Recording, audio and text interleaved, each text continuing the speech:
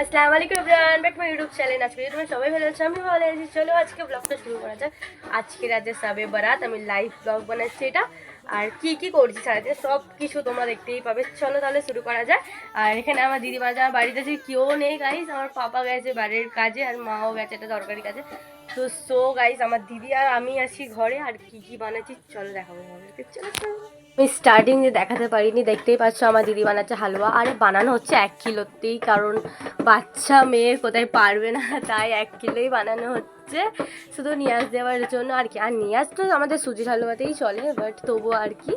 জানোই যে আমার দিদি পারে না ছোলা ডালের হালুয়া বানাতে, তাই আমার পাপা সব কিছুই ফোনে ওকে বলে দিচ্ছিলো কেমনি কী করতে হয় না। আর আমরা ছোলা ডালের হালুয়াটা রেডি হওয়ার পরেই বানিয়ে নিয়েছিলাম সুজির হালুয়া। তারপরে আমরা দুই বোন মিলে বানিয়ে নিয়েছিলাম দুস্তি রুটি। দুস্তি রুটি বানানোর পর আমরা রোজা টোজা খুলে নিয়েছিলাম। খোলার পরে একটুখানি ধূপকাঠি মোমবাতি জ্বালালাম। দেন আমাদের বাড়িতে এলো মৌলানা নিয়াজ ফাতিয়া হলো। আর সবাই তো চলে যায় অবস্থানে জারাত করতে, আমরা মেয়ে আমরা সারা রাত জারাত করি বাড়িতে। তোমাদের সঙ্গে দেখা যাচ্ছে নেক্সট ব্লগে।